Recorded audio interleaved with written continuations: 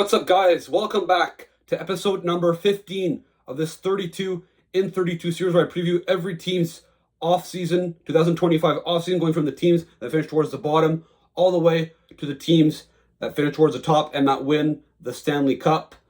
Last episode I did was on the Utah Mammoth, not on the Utah Hockey Club, the Utah Mammoth, and today's episode is on the Vancouver Canucks. A roller coaster and disappointing season it was in Vancouver.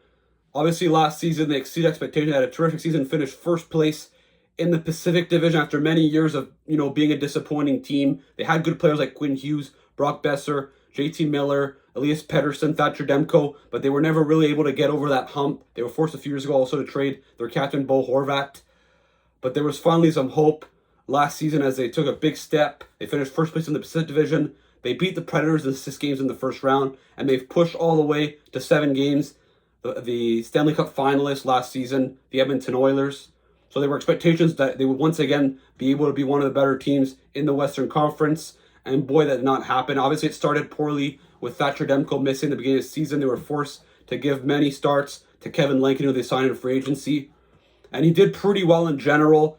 It was just, there were a bunch of distractions. JT Miller, Elias Pettersson, which eventually they put an end to that when they traded JT Miller, I believe in January, to the New York Rangers. They were always around in the mix. They never really truly in. They decided to keep Brock Besser and Pius Suter, who were unrestricted free agents. They decided, like I said, they didn't trade them. They look like they're probably going to leave as well. So now you're in a position where we've been hearing rumors that Quinn Hughes would want to play with his brothers in New Jersey.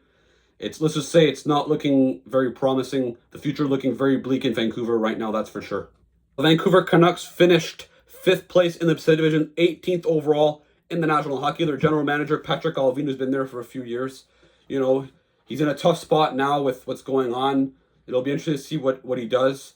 At the deadline, it looked like he wasn't able to get a good return for Brock Besser, and that's the reason why he decided not to trade it, but now it looks like they're going to lose him for nothing. They just hired Adam Foote after firing Rick Tocchet. Obviously, he was their assistant coach. He could maybe be a good head coach for them. We'll see. Their record was, they had 90 points this year, so obviously they weren't that far from a playoff spot. But again, unacceptable result of the season considering the bar that they set for them last season. They finished 23rd overall in goals for per game. Obviously, when Pettersson has a disappointing season, when you trade JT Miller, when Brock Besser doesn't score 40 goals, your offense is going to suffer. That's exactly what happened. Their goals against average, 18th overall in the National Hockey League. Their power play, 15th, 22.5. Their penalty kill, however, was 3rd overall with 82.6%. So that's pretty good. Their expected goals percentage at 5-on-5, 48.93, which is 22nd in the league according to Money Puck. So obviously not a very good season for Vancouver. When you look at their top 5 scorers, you can see their offense struggles when your top scorer is a defenseman. 76 points in 68 games. So he played 68 games and he still led the team in points.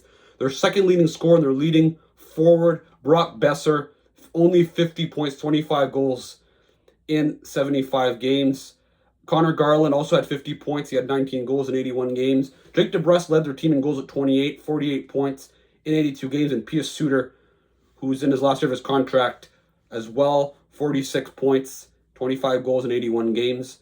Not to mention as well, Elias Pettersson, their highest paid player, wasn't even in the top 5 in scoring on this team. So that just shows you how much of a disappointing season this was. In net, Kevin Lankin played 51 games, a career high for him, 25 wins, 902 save percentage, 2.62 goals against average, 4 shutouts. So a very good season overall for Lankinen.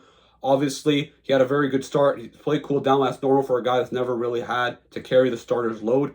Thatcher Demko only played 23 games after missing the beginning of the season. 89 save percentage. It's kind of normal why his stats are like that. When you haven't played in a while and you're battling injury, your stats are going to suffer. But there is maybe some questions about maybe his durability long term. So that's a question mark that the Canucks are going to have to answer in the future. When you look at the Canucks projected roster for the 25-26 season before the offseason moves, Niels Höglander, Elias Pettersson, Connor Garland, Jake DeBrusk, Philip Hedl they got for JT Miller at the deadline, Kiefer Sherwood, Dakota Joshua, Teddy Bluger, Jonathan Lekkerimäki, Logan O'Connor, Sasson and Carlson. Their defense core, Quinn Hughes, Tyler Myers, Marcus Pettersson, Philip Hronik, Elias Pettersson. So they have 3 Petterssons on this team, including 2 Elias Petterssons and 2 Petterssons on defense. Victor Mancini, who they also got in the JT Miller trade, Thatcher Demko, Kevin Lankinen, They have about $14 million suspending cap in salary cap space. Obviously, their four group is very flawed. I only see 2 or 3 offensive players on here, and the rest are pretty much grinders. So they have some big decisions to make. With they have, like I said, they have some guys to resign. Brock Besser, P.S. Suter. Looks like Besser's all but gone. P.S. Suter, there's maybe a chance still they can bring him back to be a second or third line center, to be determined. He had a very productive season. It'd be kind of a shame to lose him and Besser at the same time. Derek Forbort, Noah Juleson, who are 2 UFA defensemen. They don't have any RFAs to sign. So the Canucks, like I said, with $14 million, they either have to re-sign Besser or Suter, let them go, but they're going to have to replace them somehow. In their prospect pool, Jonathan Lekkerimaki played a few games for Vancouver this year, 15th overall pick in 2022. He's a guy that could step up next year into a top 6 role and make an impact. That's what they're hoping for if they want to make the playoffs. Tom Willander was 11th overall pick in 2023. I believe he's still in college. A guy that maybe could be a future solid second pair defensive defenseman. Atu Ratu, who's also probably going to be playing some games next year for maybe even a regular spot on Vancouver next year. 52nd overall pick in 2021 by the Islanders. They got him for Bo Horvat. Arthur Silovs, who played who played pretty well in the playoffs last year when Demko and DeSmith got injured against Nashville and Edmonton.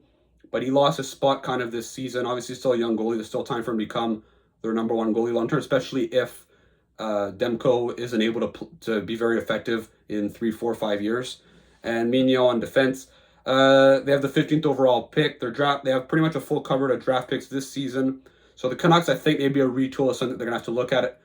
If Pettersson doesn't bounce back, I could even see a world even where they trade Quinn Hughes. But in that case, you're probably tearing it down completely if it comes to that. So we'll see what Vancouver does. But the future, it's not looking very good next season. I'd be kind of surprised, unless they make miracle moves, that they're in the playoffs next season. And obviously, like I just mentioned, I have a hard time seeing them in the playoffs, and that's because they're a very flawed team. So what they have to do this summer, if they want to get back into the playoffs, scoring wingers. If you lose Besser, he's pretty much your only scoring winger. DeBrusk scored 25 goals. Connor Garland can score as well, but you need more. You probably need 1 or 2 more. I think a top 6 center is necessary. Maybe even a guy that's even better than Elias Pettersson. Pettersson's not going to bounce back. You got to kind of cross your fingers that he's going to bounce back, though, because he is the highest paid player on this team. More character. I think that they were a team that was kind of soft mentally this year. They're going to have to toughen up. They do have some good character guys in there, like Joshua, like Sherwood. So maybe they could get through, Teddy Bluger. But I think that, you probably need more of that, and then more picks and prospect. Like I said, if they want to take the retool/rebuild route, that's probably the way to go.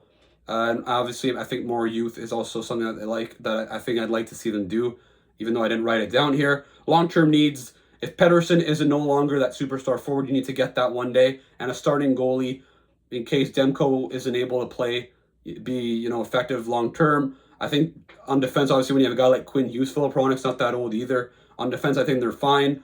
Up front, a superstar forward, whether it's a winger or a center, you need Pettersson to bounce back. If not, a centerman, you probably need some wingers as well. This team is just very far away, I think, from being cup caliber, unfortunately. And I don't think that the next couple of years are going to be very pretty in Vancouver. Puts an end to this video. Let me know what should the Vancouver Canucks do this summer. Do you think Brock Besser and P.S. Suter are going to walk? If that's the case, what should they do to replace them? Should they go aggressive in free agency to try to bring someone in? Or should they decide to just tear it down, maybe consider trading Quinn Hughes even over the next year or two? Don't forget to like and subscribe. Don't forget to check out some of my previous videos that I've made in the last couple of days, and the ones that are going to be coming out in the next couple of days and weeks. And I'll see you again for another video.